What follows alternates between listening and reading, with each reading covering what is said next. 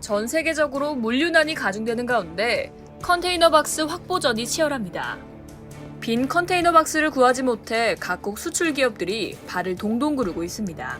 이런 와중에 중국이 박스 싹쓸이 움직임을 보인다는 소식이 전해졌는데요. 수출이 경제에서 큰 비중을 차지하는 우리나라로서는 바짝 긴장해야 할 상황입니다. 최근 매일경제는 주요 중국 선사들이 미국에서 중국으로 돌아오는 배의 화물 운임을 거의 공짜 수준으로 깎아주고 있다고 보도했습니다.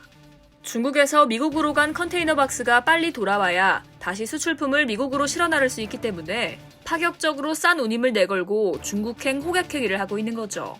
보도에 따르면 중국 선사의 이런 운임 정책 때문에 미국에서 한국으로 수출하는 일부 업체가 일단 중국행 선박을 이용하는 경우도 있다고 하는데요. 저렴한 운임으로 화물을 우선 중국 상하이로 보낸 뒤 그곳에서 한국으로 실어 나르는 방법을 택한다는 겁니다.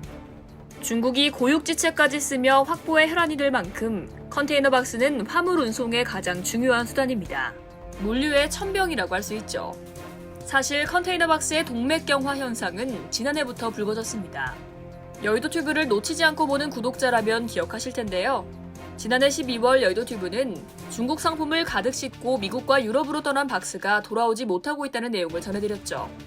당시는 중국이 코로나19 타격에서 한숨 돌리며 수출에 다시 박차를 가할 무렵입니다.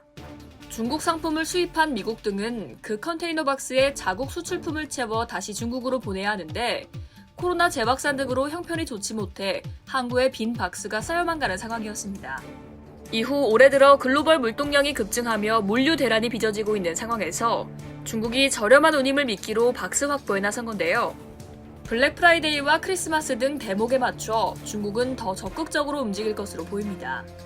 컨테이너 박스가 화제가 되며 과거 일본이 빈 박스에 엄청난 수혜를 본 사실이 떠오르는데요.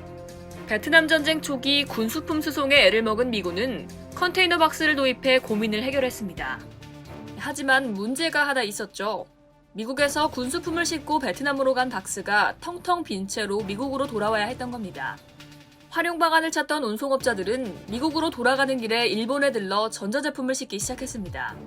이 덕분에 가격 경쟁력을 앞세운 일본 전자제품이 미국인의 일상에 자리 잡게 됐고 일본은 단숨에 전자제품 대표 수출국으로 벌떡 일어설 수 있었죠.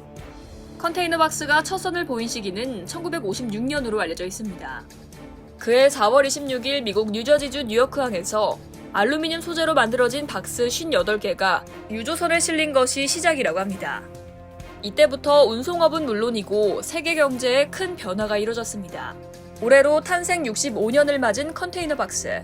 저명한 경영학자 피터 드러커가 세계 경제사를 바꾼 혁신적 발명품이라고 말한 이 박스가 여전히 세계 경제의 위력을 발휘하고 있습니다. 이상 여의도TV였습니다.